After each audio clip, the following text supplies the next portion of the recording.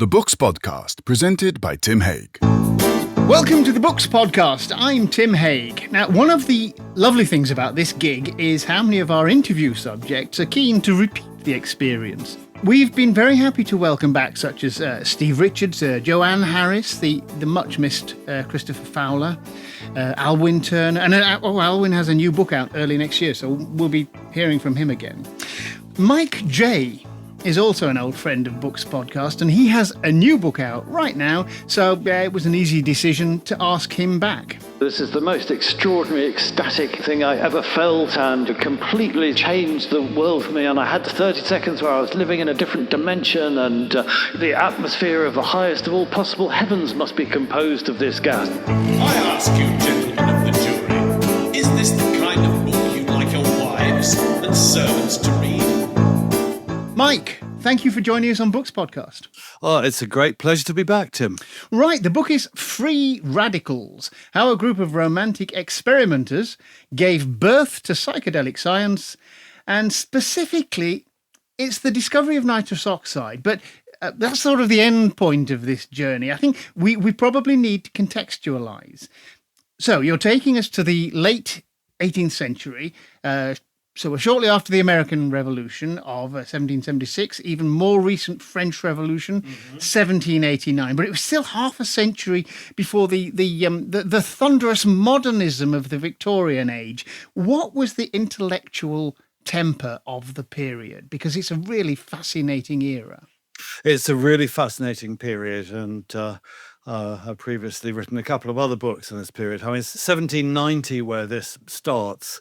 Is, as you say, it's kind of coming towards the end of a century that has been kind of revolutionary, revolutionary for science, started with, Isaac Newton and now Antoine Lavoisier completely reconceiving chemistry. It's been very revolutionary socially and politically. We had the American Revolution and now the French Revolution. And I think one of the things about 1790 was that pretty much everybody expected the world to be completely changed by 1800. They didn't agree on what change was coming or whether they approved of it or not. But it was a moment where it felt as if all the accelerating currents of the century were all coming together, and all the established forms of knowledge and established forms of government, were all crumbling. And there were people like our protagonist, Thomas Beddoes, who were, really eagerly peering around the corner into the future and, trying to do something completely novel and things that had never been done before. We are going to talk about Thomas Beddoes because, as you say, he's your principal character, as it were. But one of the things that's interesting is that those revolutions had unsettled a lot of people. You've got your Thomas Beddoes, you've got your scientific minds, your modern-looking people looking round that corner, but you've also got Edmund Burke desperately trying to, hold back the forces of enlightenment, and you've got issues where the forces of reaction are in a blue funk, and you start off with an absolutely wonderful anecdote about Joseph Priestley. And I think it's worth using that. I mean, I can see why you put it at the beginning of the book, because it fixes this point. So tell me about what happened to Priestley in Birmingham. Yes, this is what kicks the story off in 1790. Well, in 1789, Bastille Day is kind of quite widely welcomed in Britain. People wander around with revolutionary sort of rosettes in their lapels and call each other citizen, and everybody thinks, oh, this is marvellous. France is just, it's catching up with us. This is what we did in 1788. It's throwing off the shackles of this, all-powerful monarchy and, parliament and political reform. But by Bastille Day of 1790, this is the moment when people start to realise that this is, what's going on in France is not just a retread of our glorious revolution. It's something quite different. And as you say, Edmund Burke is one of the first people to sound the alarm about this and say, this is, it all sounds very well, but, this is a, tumultuous change, and nobody knows where it's going, and the outcomes can be catastrophic. And And Burke also connects this kind of quite directly to the new science and to chemistry. He calls revolution a wild gas, this spirit that's being let loose, that's sort of, bubbling up, and it's good, and everything's exploding. And these scientists who are doing these experiments, they've got no idea where they're going. They're just kind of going to play with things. And then, if it all burns down, they'll just kind of go on to the next And of course, thing. they've got these two strands, haven't they? Revolutionary chemistry, but the revolutionary chemists were also politically revolutionary. So an attack on one strand is going to spill over into the other, isn't it? It's an attack on authority. Yes, that's right. Then chemistry becomes, or science generally becomes a metaphor. Who are these kind of new self-proclaimed elite learned figures who are doing all these experiments, and they're telling us, that, we're going to discover the secrets of matter, and no, there's no place for God in this new universe. And So, quickly, what happened to Priestley then? Priestley's in Birmingham. He's an august figure. He's already got his achievements behind him, so he's a big deal. yes, I mean he's a preacher, a sort of a nonconformist preacher. So he's a very religious figure himself. But he's also built up this huge, amazing laboratory in Birmingham, in which he's done things like produced oxygen for the first time, and his laboratory has become a symbol of this experiment that's spiraling out of control. So what happens on the Bastille Day of 1790 is that a mob of what's called, Church and King loyalists start parading through Birmingham, and then they turn up at Priestley's laboratory and try and turn it down, try and burn it down. And they actually can't burn it down, end up destroying it brick by brick. Priestley has to do a midnight flit. Yeah, because they wanted to burn it down with him in it. Oh yeah, and there were effigies of him outside that they sort of burnt down, and it was all death to Priestley. And he escapes and holes up in some sort of nonconformist friendly places like Hackney, for example. He ends up and then realizes he's never going to be able to continue his career in Britain, and he Especially Birmingham, which sounds as hellish then as it is now. yeah. I mean, it's Birmingham then is really the sort of beginning of the Industrial Revolution. I mean, it's what we think of as those big Chinese cities of today. The dark satanic mills. Yes, very much. And then Priestley hops off to America and sets up in Philadelphia. And stays in America. That's Priestley gone, isn't it? He stays there for the rest of his life. We move on then to the figures who pick up the baton, as it were, and in particular, your hero, Dr. Thomas Beddoes. He's an astonishingly attractive figure. Not physically, he's little and fat, isn't he? He's unprepossessing in person, but he's a hugely attractive individual. He, like Erasmus Darwin and the other coterie, the other group that he was a part of, his sole concern was the betterment of mankind. He just looked. Yes, he is, and that's really been. I mean, he's an amazing character, as you say. Very round and fat and almost spherical, and an absolute ball of energy, and interested in absolutely everything. I mean, he's a fascinating character to write about, because you've got to sort of get your head around everything that he understands, and he reads and translates, Latin and Greek, but also German. French. Nobody in Britain spoke German. No, that's right. He learns German and starts to know scientific things, but also philosophical. He reads Kant, Immanuel Kant. And, he's the first person to write about Kant. And also in Germany, of course, they're doing all this work that's forbidden in Britain on, the sort of real history of Jesus and the Bible, and, all that the kind new of German scholarship. Yes, indeed, yeah. Yes, that's right. So he's all around all that, and his main thing at this point is, which he's lecturing in at Oxford, is chemistry and geology. And he's read Lavoisier, and he's one of the first people in Britain who understands, that actually the whole world is composed, not of essences and tinctures, but actually of elements that can be combined. So he's got that understanding of the new chemistry of matter in his head, and geology. He's also in a world where pretty much everybody assumes that the Earth was created 6,000 years ago. He's been all around Britain studying geology, and he spent a lot of time up in Coalbrookdale and the furnaces up in the industrial north, looking at ore kind of melting and recrystallizing, and he's starting to understand that the granites and basalts actually are the products of volcanic aging. So he knows perfectly well that the world is millions and millions of years old, and he's wandering around in a world that hasn't grasped that. But as you say, his main question with all this learning is, what's the best use I can put this to? And his decision from an early age, that was medicine. There's no way that you can do more good to more people than with medicine. So here he is in kind of 1790, teaching at Oxford, but with all these plans for the betterment of humanity. But Oxford's an awkward place for him, of course, because he doesn't have a lot of truck with the religious orthodoxies. And if you wanted to teach at Oxford and progress, you needed to be orthodox. Religiously. Oxford and Cambridge were more or less kind of Anglican, seminaries, yeah. The seminaries, and you couldn't, you had to sort of profess all the 39 articles and everything, and to be there, and you couldn't, attend there if you were a non-conformist, like most of Beddoes' friends were.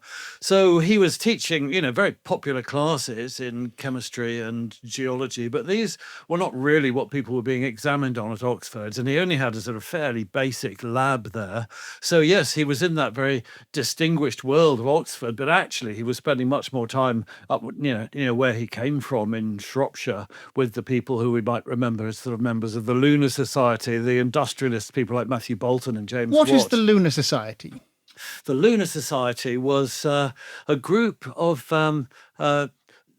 inventors who met up. They were called the Lunar Society because they met on the nights of full moon, because then they could all see their way to convene. And this was Bolton and Watt and the great industrialists who were transforming. So James Watt of the steam engine, yes, that's exactly. right, and building all the canals. And Erasmus Darwin, who you mentioned, Charles's grandfather, who was kind of. An inventor, yes. An inventor. I mean, but Beddoes is kind of direct mentor in the sense that, he was, among other things, Darwin, was a celebrated physician in Britain. And he also Britain's most popular poet at that time. He wrote these amazing long verse epics about botany and natural history and the natural world, which were, I would think, a bit like the David Attenborough documentaries of their day. They had all this cutting edge knowledge about kind of nature and science, but all kind of wrapped up in kind of very pleasing poetry. Now, Beddoes' big obsession was consumption, TB. Why was that the disease that exercised him so strongly?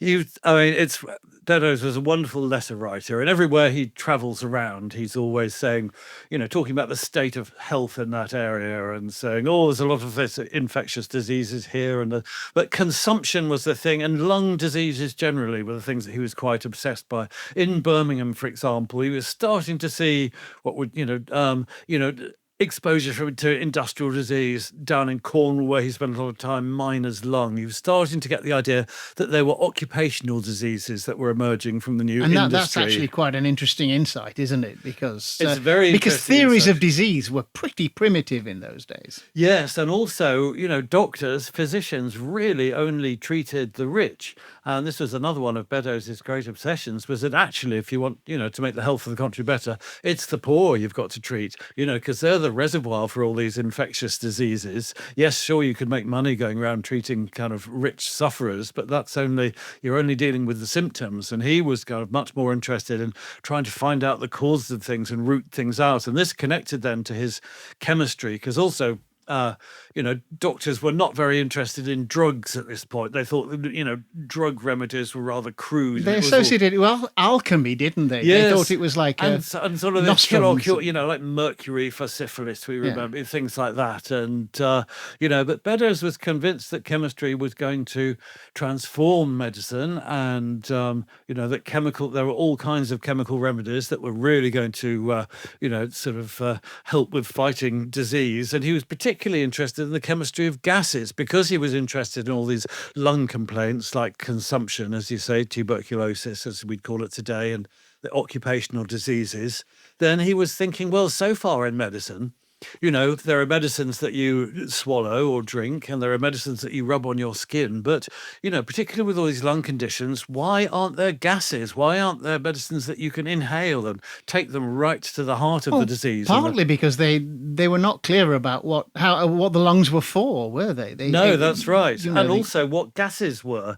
I mean, this was, Joseph Priestley and Lavoisier had started to, synthesize and produce things like oxygen and carbon dioxide, and oxygen was fascinating because, Priestley inhaled it and made him feel wonderfully well. And he put a mouse in a bell jar with it and it survived longer than one in a bell jar of air. So there obviously were, principles. A lot longer than one in a bell jar with carbon dioxide. That's right. Yes. So there obviously were, principles of health and life force in some of these gases. And this was very new chemistry and had never ever been attempted as part of medicine.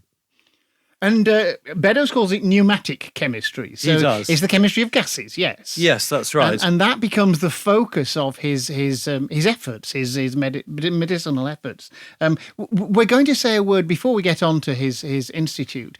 But he was also a prophet of preventive medicine, which, of course, as you say, it didn't make any money for the doctors, so nobody was interested in it. But Beddoes was, because he cared. Yes, he was. And he always said, there's medicine's in two halves. There's preventive and curative. And nobody really takes preventive seriously, because the problem is if preventive medicine is effective, then everybody says, well, what a waste of money that was. There wasn't a problem in the first place. He later, I'm jumping ahead, but later on he also became an advocate for having a properly constituted medical profession. And yes. Up to that point, you were just sort of self-selected, weren't you? You just said, I am now a doctor, and went along and cured or failed to cure people.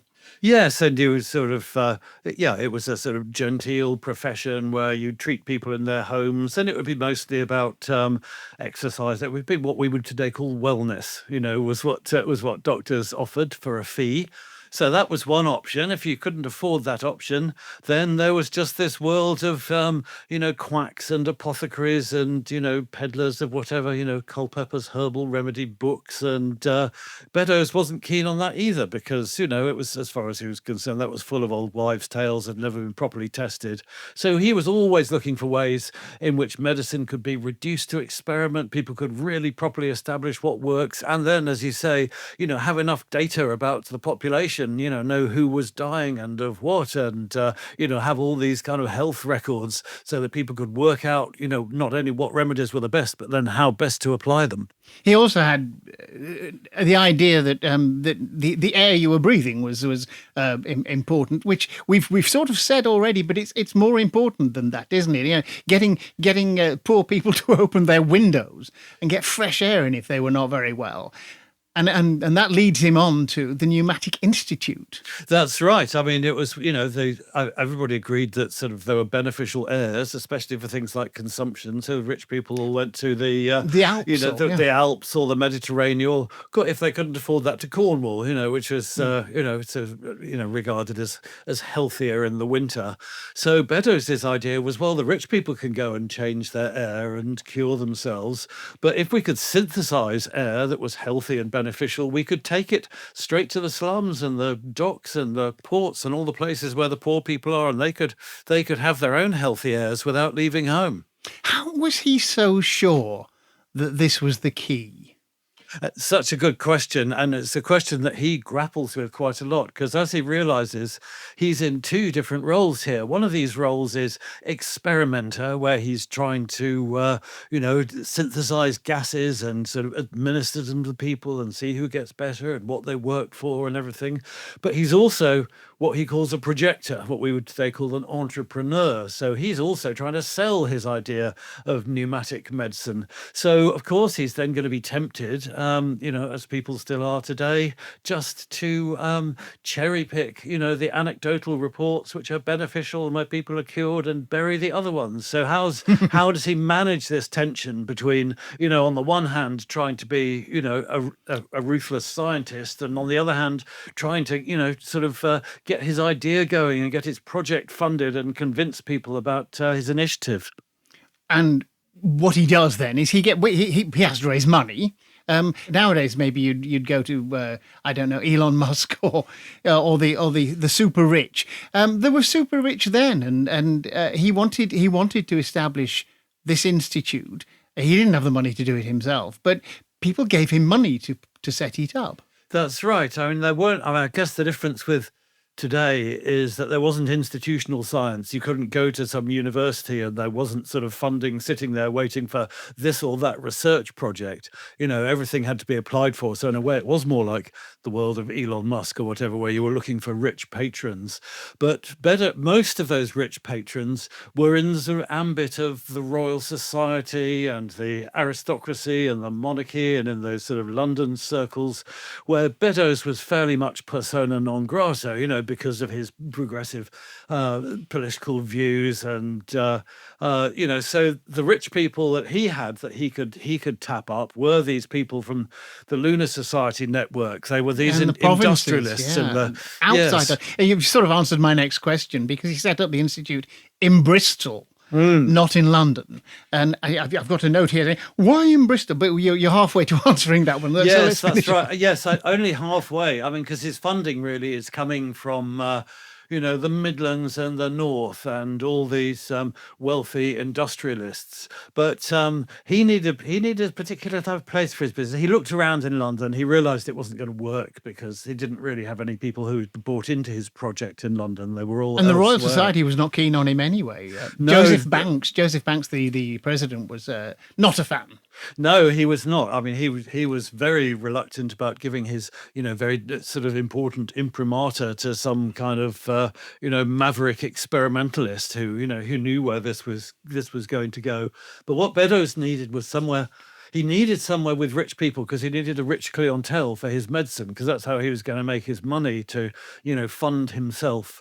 So he needed to be somewhere where he could make a good living as a doctor, but he also needed to be somewhere where there were lots of poor people, and kind of, and Bristol had this. Bristol was it was regarded in a lot of the rest of Britain as being a very rich city, and it had its very wealthy traders, and they were the merchant venturers and organizations that are still around today, and they made a lot of their money out of sugar and slavery. But Bristol were also, there was another alternative Bristol that we still have today, which was a world of Quakers and nonconformists and anti-slavery campaigners and abolitionists and people setting so really up quite ethical congenial markets. to Beddoes, because his politics would have been he's for universal suffrage, abolition of slavery, women's rights. He was for all of those progressive causes. He was, yes, and they were not welcome, in the sort of, among the other physicians of Bristol, and the Bristol establishment also weren't. But there was a really good network of sort of nonconformists and,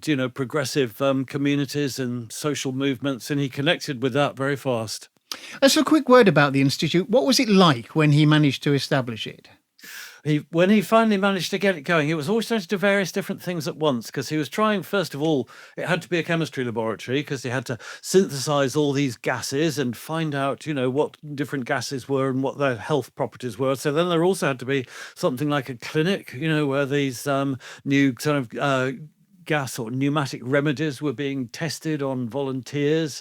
So it was a mixture of a hospital and a laboratory, and, also had to be somewhere where the chemistry superintendent could live, and, a bit of an office. So he has all these functions going on. He's got a house there as well. I want a quick word about his circle and his domestic situation. He marries Anne Edgeworth. Yeah. And we, if we've got some history, we know a little bit about the Edgeworths. We may have met them before, and her younger sister was, of course, the novelist Maria Edgeworth. Yes. But it was an odd an odd liaison. I mean, he was already in his 30s, was he, when he married her? Yes, and she was young. Anna was younger, and Richard Edgeworth, who was who had an estate in Ireland, but he was also a great inventor and member of the Lunar Society, and constantly sort of tinkering with inventions. So he knew and had known, James Watt and Matthew Boulton and all those people. So they were the people who introduced Beddoes to him. But he was like in Bristol, like an awful lot of people, because of consumption. Poor Richard Edgeworth was on his third wife. The other two had died of consumption. His family had it, and there was a place where Thomas Beddoes set up the Pneumatic Institution was in Hotwells, down at the mouth of the Avon, just below, where the Bristol suspension bridge is now. And that was, as its name suggests, there were hot springs there, and ever since the 17th century, there'd been kind of, hot sort of spring baths, a little like the ones in Bath. And it was kind of, and lots of doctors gravitated there, and it was supposed to be held. I mean, Beddoes himself didn't believe in the curative value of the waters, but, the value of the waters to him was that it brought patients down there. He believed in the advantage of having patients locally. Exactly. Right. So he has, before we move on to nitrous oxide, perhaps the most important member of the circle is Humphrey Davy.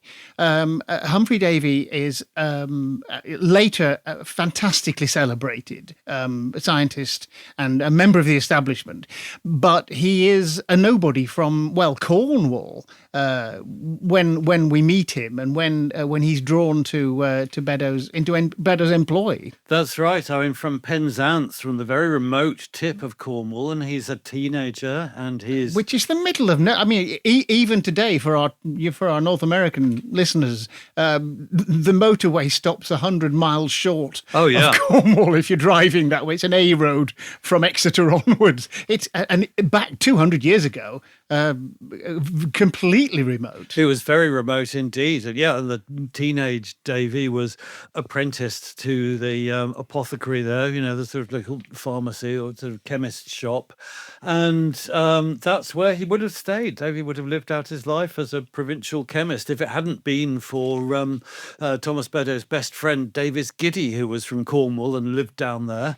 And he knew that Beddoes was looking for a laboratory superintendent, and he heard that there was this young lad in Penzance who was a bit of a chemistry prodigy, and he met Humphrey Davy and discovered that he was an absolute genius, completely self-taught. He'd taught himself French so he could read Lavoisier. He'd done experiments on his own with whatever came to hand, and he was building up these really sophisticated theories and was a brilliant experimentalist. So Davis Giddy said to Thomas Beddoes, I think I've got just the person to be your chemical assistant. Still a bit of a bumpkin, gases. I think you say in the book that when his socks or his shirt got dirty, he just put another pair on top. Yes, so he was very wild indeed. Certainly by the start. I mean, a lot of Beddoes' network were. They were quite Puritan and very genteel. And Gregory Watt, for example, who was the son of James Watt. And James Watt had made the equipment for that's right, to get these gases. Yeah. That's right. So Gregory Watt had consumption, and Beddoes packed him down to Cornwall, and that's where he met Humphrey Davy, who he thought was a very uncouth Cornish lad. And then they started talking about chemistry and geology, and Gregory Watt realised, oh my God, this kid is amazing. He understands everything. So that pulled James Watt into the Pneumatic Institution, and he ended up designing the laboratory equipment and the sort of special things for synthesizing and breathing gases that could be, used in the sick room. We've talked all this time without getting as far as nitrous oxide, which is in some ways where the book is going. It takes it takes all of this in to get there, and nitrous oxide becomes almost the focus of their operation, even though that's not what the institute was set up for. But when they get it, it becomes before we talk about it, I want to ask you, how does nitrous differ from nitric? Nitric oxide is awful stuff. It's corrosive. If you breathe it in, it'll burn your throat. Nitrous oxide is laughing gas. Yes. It's an anaesthetic. And so, what is the difference between nitrous and nitric? They are. That's a fascinating question, and it's a question that Humphrey Davy would be instrumental in solving, because, in Lavoisier's theory, well, there's nitrogen and there's oxygen, put them together and you get this. But in fact, it became obvious that you could put them together in different ways. Nitric oxide, as you say, as we now know, NO as opposed to N2O,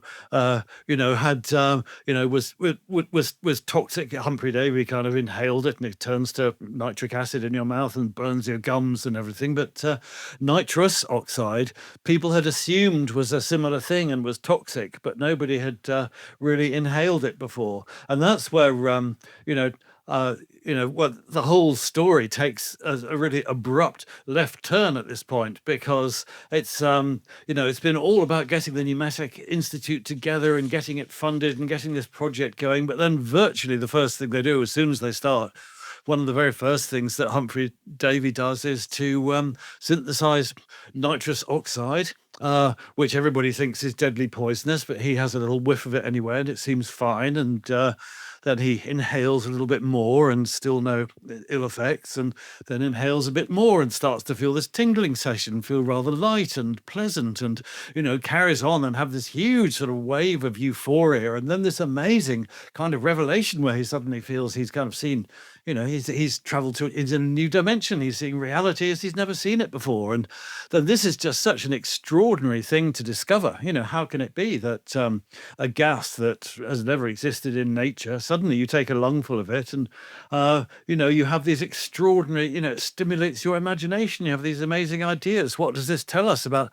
the connection between the body and the brain? What does it tell us about pleasure and pain? Is there a pleasure button in the brain that nitrous oxide presses? Or, so even though this comes completely out of left field, it's not what they were researching at all. Yes. It's just so fascinating and raises so many questions that they just pitch in and try and answer these questions. And of course, even though these are quite serious scientists, it sort of becomes a party trick, doesn't it? It starts to become something that they want to say, "Oh, try this," and people come round and they start to, as it were, make a show of it.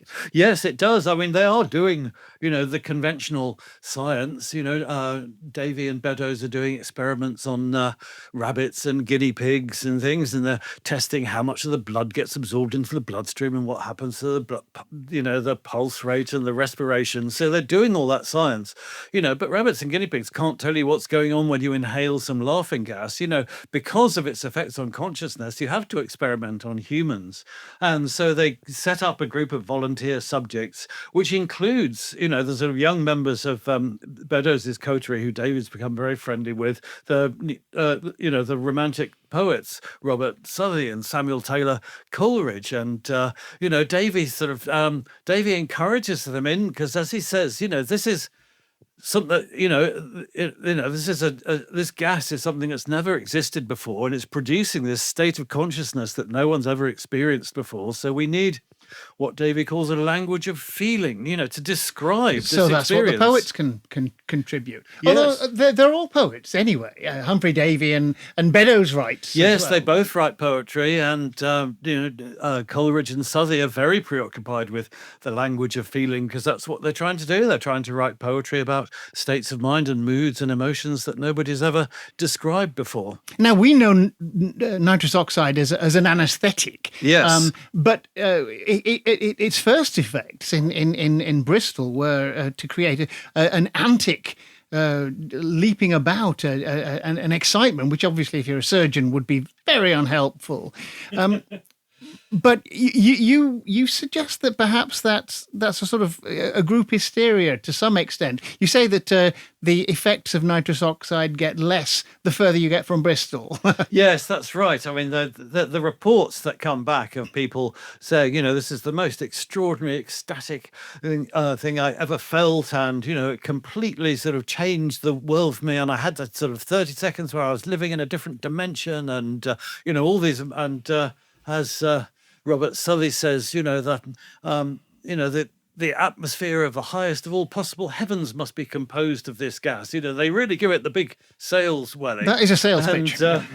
And then, so all kinds of people around the country figure out how to synthesize it and inhale it, but most of them just kind of go, well, it's a bit weird, I feel a bit of a buzz, I suppose, but I think really it was kind of it was the way that Davy and Beddoes and the poets and all the other figures seized on the sensation. And one of the things that Davy he gave lungfuls of the gas to everybody, but said, the only condition is you have to write a description, of the experience after, and it's notoriously hard to describe. It's sort of ineffable, it's very vivid while it's going on, but as soon as it fades, then you can't quite remember what it was. So you get so he was making everybody focus on the experience and think about it, and probably competing with each other a little bit to kind of come up with the most sort of beautifully turned phrase or the best description of the effects. So it kind of snowballs within the Pneumatic Institution and becomes this amazing experience, this sort of did the excitement communion, of, if you like. Did the excitement of nitrous oxide eclipse the original purpose of the Pneumatic Institute? It's well, while it lasted, it became the main focus. It became Davy's focus, and he himself, he was the master of ceremonies, so he was always synthesizing it, and kind of with James Watt's equipment, you could have a little tin plate gas holder. You could kind of synthesize it and keep it in that, and then tap it off into a green silk bag that people could take and sit down and inhale. So there was these constant experiments going on, and Davy became fascinated by it, and there were lots of reasons why he wanted to, keep inhaling it and make this or that observation about his pulse or his blood pressure or his respiration. But also, as he said, I was just doing it for pleasure, and when there was a full moon, he'd fill up a big airbag of it and go wandering out down the Avon Gorge and perch himself and, on the wooded banks under the full moon with his notebook and kind of be writing, scientific formulae and poetry and inhaling the gas. And it kind of just through that summer of 1799 when it happened, it became, a thing that was just so extraordinary and sort of pulled this whole amazing group of people together in such a way. It became, really all consuming. It became Davy's thing, didn't he? He takes it with him when he goes to London, because quite soon he's tapped for, is it the Royal Society or the Royal Institute? The Royal Institution. The Royal Institution in London, and he's tapped for that really quite quickly. And again, Beddoes is such a lovely man. Instead of complaining that he's lost his brilliant assistant, his wonderful superintendent, he smiles upon it and says, yeah, of course, That's right. And by that time, Davy is kind of is on past the nitrous oxide. He's written his report on the nitrous oxide, which is just an amazing work of chemistry explaining the difference between nitrogen and oxygen and their possible combinations. And he's moved on from that. And what he's doing now at the Pneumatic Institution in 1800, the following year, is working on what's being called the voltaic pile, which is what we would call, a battery, a cell battery, basically. And he's sending, letters to all the sort of chemists' journals every week, making more and more breakthroughs. He's clearly the most brilliant young chemist in England, and so all sorts of people are trying to poach him. And Davy is he's younger than the rest. He doesn't have this kind of background of sort of political reform and those kind of convictions, and he's very aware that the Pneumatic Institution in Bristol is looked on with suspicion in London because it's all a bit politically radical and untrustworthy, and he's very keen. He's just very ambitious, Davy. He's in these notebooks that he's scribbling in, he's writing Davy and Newton. He knows where he wants to be, and he knows that London is the place to be, so he heads off there and joins the Royal Institution. Well, you follow his story through, though. It didn't make him happy in the end. He ended up not unsatisfied and fighting with. That's right. I mean, he became, he used the voltaic pile to isolate, potassium and sodium and all these elements that gave him, universal fame. And he joined the Royal Society. He was invited to join them at the age of 24, and then he became president of the Royal Society and married very well and became Sir Humphrey Davy. And his ambition catapulted him right up there. But then, late in his life, it's fascinating that he kind of looks back on his days at the Pneumatic Institute in Bristol and thinks that's that's actually where I was happiest. And, those were the people I was happiest with. And that was really living. And I wish I'd appreciated that a bit more and not been in such a hurry to, climb the ladder of fame. One more question. While all of this discovery of nitrous oxide was going on in Bristol, Beddoes' friend Giddy writes a paper and makes a note that it actually it does sort of suppress pain responses, and thinks maybe this could be used to help with operations. But it's half a century before it begins to be used as an anaesthetic. Why did it take so long? That's such an interesting question. Yes, Davis Giddy is onto that very early on, and Davy, in his big book on nitrous oxide, said since it suppresses pain, it could probably be used with great advantage in surgical operations. So it's right down there in black and white, but nobody pays any attention to it at the time because surgery is much more is a kind of very quick in and out, sort of very rough and ready, yeah. Very rough and ready procedure at that point, and patients have just got to grin and bear it. But also, pain was God mandated in those. Yes, in those that's days. right. I mean, you call it the voice of nature, or somebody said. Yes, and lots of that was the standard religious view that God gave us pain because we're meant to sort of feel it. It tells us what's going on, and also surgeons knew perfectly well that if people passed out on the operating table, they were much less likely to come round. So you didn't really want to.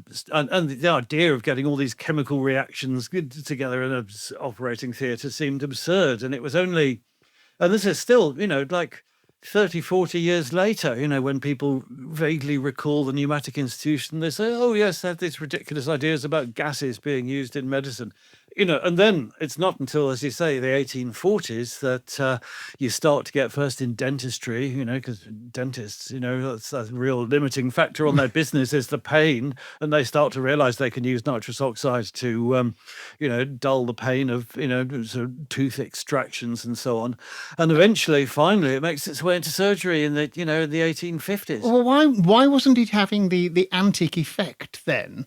Or that it had in the first, because when they first start taking it back in the Pneumatic Institute, people are jumping up and running around and bouncing with excitement. Some people, yes, I mean, some people are just kind of becoming kind of sort of lying down and passing out and not doing anything. Other people get these sort of muscular tremors, or they sort of have kind of automatisms, moments where they kind of, it's sort of like another personality seems to take over, and they run around the house and then come back again and forget that they've done it. And people say, what were you talking about just then? And they say, what? Was I saying something?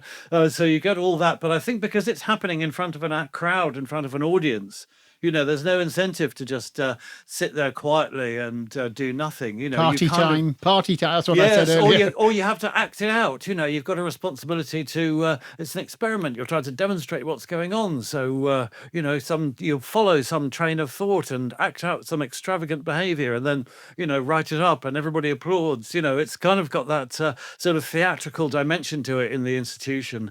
Whereas once it takes off in surgery, the patient's sedated and lies down on the slab and then inhales gently, and everything's very, very calm, and you're taking larger doses as well. In the Pneumatic Institution, they weren't taking the kind of doses that would make you unconscious. And when you take larger amounts, it does act as a dissociative and just separates the mind and body. Well, there's an awful lot in this book that we haven't talked about. It really is elegantly packed with stories, characters, and science and politics, and you get the general idea. I freely confess, absolutely loved it, Mike. Oh, I'm really delighted, Tim. So that is Mike J. Free Radicals, which is published by Yale University Press in paperback at $11.99. Remember, if you haven't subscribed to the podcast yet, it's free. Next time on Books Podcast, it looks like we're developing a theme. We'll be talking to MIT Professor of Science Writing Thomas Levinson about the development of germ theory in his riveting account, So Very Small. That'll be fun. Mike, thank you so much. Oh, absolute pleasure. That was great, Tim. That was the Books Podcast, presented by Tim Haig. Email Tim on tim@bookspodcast.com, Twitter @bookspodcast, and Facebook @bookspodcasttim.